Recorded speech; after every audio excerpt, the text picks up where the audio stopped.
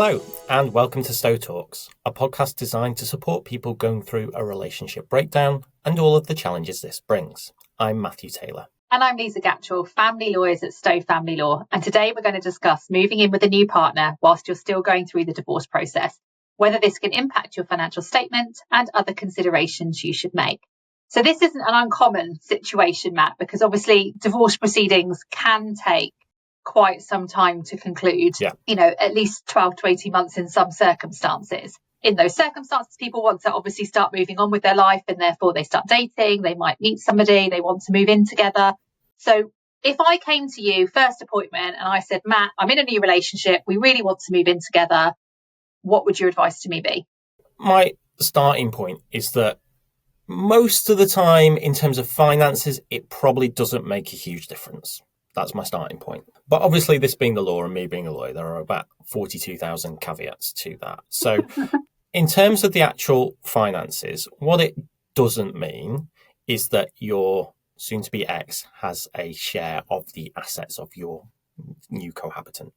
People sometimes worry that they're bringing that person in, so suddenly their assets are fair game. And it doesn't mean that at all. Sometimes people worry that because they're living with someone else, they're going to get less from their settlement. I'd say that's not impossible, but unusual. So the case law on this, very briefly, effectively says that, look, we're only going to take into account in your award, in terms of capital certainly, your new partner, if you meet a number of criteria. And it's got to be a really long, committed relationship, often with children. Maybe you're engaged. And obviously, you can't be married if you're still married. Although that said, there are a lot of people who get divorced, don't sort out the finances, and come back years later to sort out the finances. So actually, there might have been a remarriage. What the court wants to see is some sort of level of commitment. What the court isn't going to penalise someone for is having someone move in or moving in with someone and you're midway through sorting out a divorce and you've literally just, in the honeymoon period of just moving in where everything's great. A couple of reasons for that. Firstly, relationships often don't last. There's no guarantee. People live together and then they don't get on and they split up. When that happens, there are no claims for a cohabitant. So it's not that if you are, let's say you're a wife and you've moved in with a new partner and you're the financially weaker party in the divorce, you're not in any kind of additional financial position if that new relationship breaks down. So the court says, well, unless it's committed, unless there's some sort of evidence, unless it's a long-term thing, we're probably not going to take it into account. So I normally say, from a financial perspective, go for it. The exception to that, a little bit, would be if your new partner is very, very wealthy and it's committed relationship, that might make a difference. If you've, managed to hook a millionaire, well played. Don't get engaged is probably the... Yeah, you might want to slow play that one. That might be something. Or where you've got a potential maintenance claim and you're looking at money to make income needs. Because then, Lisa, how does that play into it? Because, if I'm living on my own, if we're divorcing, you've kicked me out. I'm always the bad guy. Always the bad guy. You need to get in with these examples quicker. I'm always too speedy. So you kick me out and I'm on my Todd. Yeah. Then if I need to cover my rent or my mortgage and my bills all my own. You've rushed off. You've met a new partner. I've met, okay, well, you find out I've met a new partner. Whoops. So I'm the bad guy. That new partner's got an income. Yeah. And instead of me having to pay the house costs solely, there's a reasonable expectation that my partner probably contributes. So talk us through how that works. Yeah, there's an assumption that if you're living together and they're working as well, that rather than you having to pay the whole rent, the whole gas, the whole electricity, food costs being maximum for you, that there is an element of sharing with all of that. So arguably, if we were looking at your schedule of outgoings and you came in and said, the rental payments were £800 a month and you've put that on your schedule of outgoings, me with my red pen, I'm going to go through that. I'm going to say, actually, well, no, you only have to pay £400 towards that.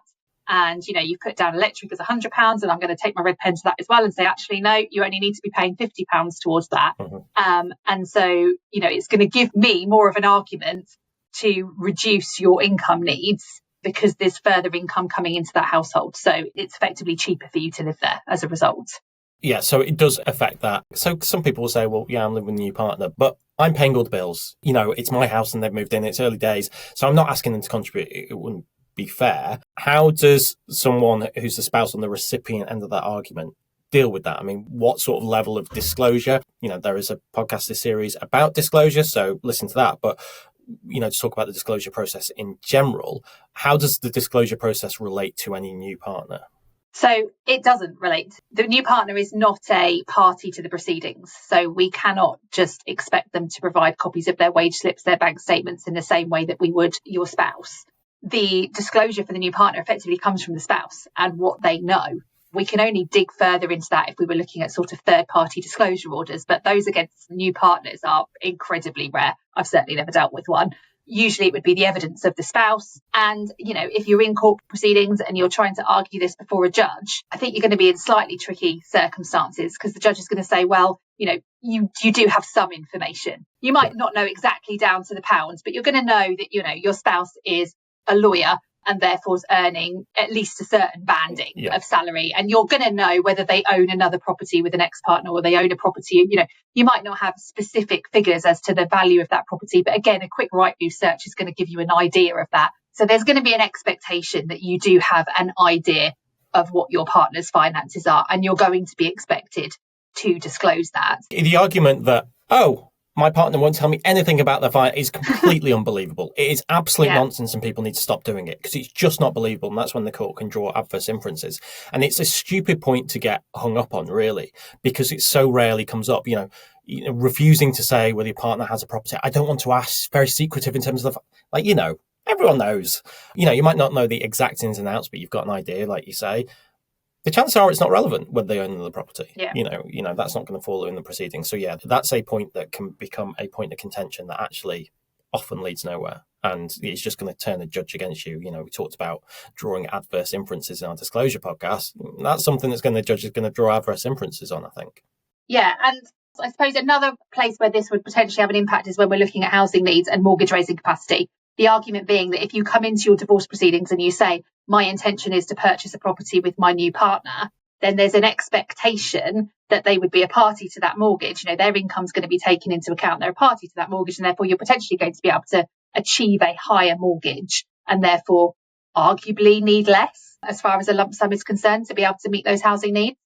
Yeah. I think very few people in my experience would come in saying, if you get to the point of having negotiations and you can't agree the finances between yourself. I think if someone's prepared to say, I'll be buying with a new partner, so my mortgage capacity is higher, it's probably amicable enough that you don't need to go through necessarily the full kind of litigated kind of stance on it.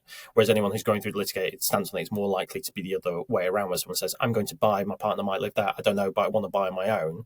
And then the spouse is saying, obviously you're going to buy with your new partner who you've been with 4 years and have 2 children. Where your new partner has children, and you're moving to them and they have children, what's the onus and expectation on you supporting a new partner's children to whom you're not biologically related? That can sometimes be argued and say my costs are higher because my new partner has got 2 kids under the age of 18 and, they're part of the household. There is no onus unless you marry that new partner and they become a child of the family, and we're looking at it in future divorce proceedings from that new family's perspective. There's no child maintenance claims, etc., that can be, child maintenance. I need to squat back on that. That's if they're separating, isn't it? We're not talking about them separating from their new partner, but there's no legal obligation to be maintaining new partner's child. But it will come into it because obviously you're going to need a bigger house. So arguably, if you're living with new partner and they have 3 children, you've gone from saying, well, I need a 1-bedroom property to suddenly saying, actually, I need a 3 or a 4-bedroom property to meet my needs. And that's quite a challenging argument. I think that's quite a difficult argument to run because I think I would say, if I'm for the other spouse, I'd say, well, when we're looking at needs, we're looking at relationship generated needs. And why should one party have to give more from their family home to support the elevated housing needs of a party because of their decisions post-separation to rehouse with someone? So certainly that argument might be floated.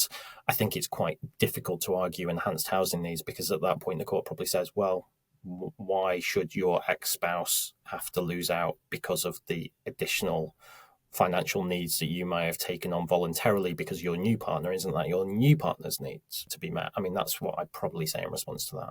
Yeah, and I had a case that wasn't too dissimilar, save that they had also had a child together. So had a child together with new partner, and there were also 2 or 3 children that the new partner had from a previous relationship, and client also had 2 children of his own from the marriage. And it was a struggle because, his position was, look, I need a 5-bedroom at least house to be able to house everybody. But actually from the matrimonial, from the family that we were looking at from the divorce perspective, 3-bedroom maximum was required. And that is a challenge, because that's quite difficult for clients to swallow then, particularly if new partner doesn't have an income, which they didn't in this case. Yeah. Okay. So children then, how would it impact kind of child arrangements if you are moving in with a new partner? First of all, I suppose you have to look at space, because if you're looking at overnight contact, let's say shared care or significant overnight contact, and you're living with a new partner, and let's say they have children as well, where are the children going to be sleeping? What space do they have to enable that to happen? I mean, moving in with a new partner isn't going to impact the child arrangements as far as it prevents you from having spend time with that child, unless, of course, the new partner is a risk to the child. It's very, very rare. I think it's very, very difficult circumstances, because quite often, particularly if the divorce itself is quite acrimonious, and perhaps, let's look at like one example, one party's had an affair and then they are now in a relationship with the person that they had an affair with.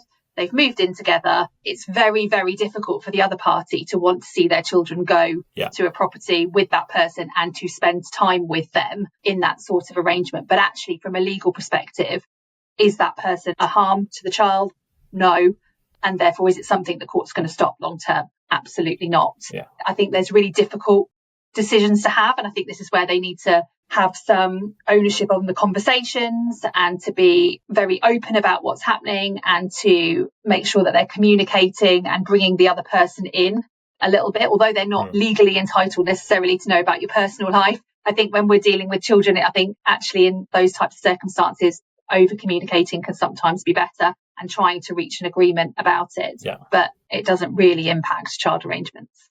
Yeah, not liking your ex's new partner isn't good enough reason, because lots of people don't like their ex's new partner.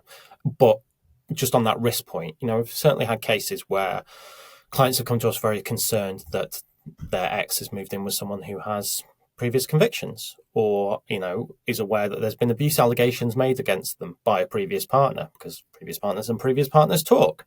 Now, whether those are true or not is a different matter. But if the children are going to be exposed to someone and staying in the same home as someone who they are a potential risk, and to the degree that anyone's a potential risk. So if you're in Children Act proceedings, when CAFCAS do their checks at the start, their safeguarding letter, new partners who are living permanently will have checks. I'm currently just finalising a case that's an international case, and children are moving to Australia to live, and there have to be checks before CAFCAS would sign off. There have to be checks from the Australian police about the partner of the spouse who's living in Australia. So we've had those in, they're clean, it's fine. And there was no concern, and my client wasn't concerned about that, but you just have to be sure, because you don't know.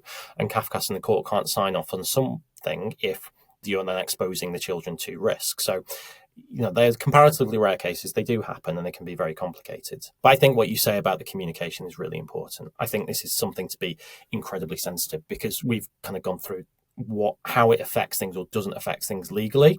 Actually, in a lot of cases, the biggest way it affects things is the relationship between you and your ex. Whether you're trying to sort out the finances, which, as we always say, will generally be settled by agreement, or you're trying to sort out things in the children, which will either be settled by agreement or ordered by the court. But either way, you're going to have to work together in some fashion for the next X years until your kids are grown up. So if you do this badly, it has a huge knock-on effect, because it makes it harder to settle, harder to agree, and harder to work together. When there's an overlap, shall we say, there's been adultery and the new partner is still, there has been overlap from the marriage, incredibly difficult to move on, incredibly difficult to deal with in a lot of cases. But if you introduce a new relationship in the wrong way, and I'm thinking mainly about just you're having the kids over and you're like, oh, this is daddy's new girlfriend, we're living together, just springing that, and the mum has no idea, that can really damage a relationship. I think it's, one of the great lessons that anyone should learn is that if you are starting on a new relationship and you have children, before you introduce your new partner to children, you need to be running it past your previous partner. Now, they might not be happy. They might be delighted for you. They might have objections, and they might be reasonable objections, and they might be unreasonable objections. They can't prevent you in the absence of a court application, which would be tremendously tough. But I think just going through that process and having the respect and the decency to say, I have a new partner, it's getting serious, it's not been 3 weeks, we're getting serious, this person's going to be a part of my life, and therefore it's going to be part of our children's lives. I want to introduce your children to my new partner. I want to discuss with you how you think that is best to go. My vision is that we do X, Y, and Z. You might want to arrange for your new partner and your ex-partner to meet, which I'm sure will send absolute pangs of terror through the minds of anyone listening to this going through that. But that's something you can propose. That might not be appropriate. You might want to talk about how you communicate it to your children, because different for a 3-year-old as a 13-year-old, depends on the relationships. I think having those conversations early and openly, no matter how difficult those conversations can be, and I'm not pretending they'll be easy, that can really pay dividends, can't it? Yeah, and I think sometimes it's about setting those ground rules as well before new partners come onto the scene. Obviously, it's the situation we were looking at there with where there's been an affair and the relationship's continued is slightly different. But if, for example, you've separated and initially there are no new partners, it can be one of those discussions that you have as part of your child arrangements. What do we envisage happening in these circumstances? How long do we feel would be fair to wait before introducing new partners? How do we want to do that? And sometimes I think it's easier to have those conversations before the reality hits, rather than when the emotional turmoil potentially of the new partner being introduced is actually taking place. Yeah, absolutely. I think it's a classic example of, before you do anything, just think about how you would feel if this was happening to you. Mm-hmm. Doing that introduction without informing, at least, not necessarily seeking the consent of, but informing your ex. If that was to you and your kids came home from you and said, Mummy's got a new boyfriend, he's moving in, most people wouldn't be happy with that. So don't do it. It's put yourself in the other party's shoes and grasp the nettle and have those difficult conversations. And, maybe doing it in an abstract way. Hypothetically, if, when, ... having that conversation rather than, I'd like to do this a week on Sunday, what do you think? Mm-hmm. Might be easier to deal with. Different for different people. Some people, you need the reality of the situation, I think. But yeah, I think that's all really helpful. Perfect. So that's it for this episode of Stowe Talks. Thanks for listening. If you would like more information on our podcasts, head over to stowtalks.co.uk and please rate, like, share and review this podcast where you can.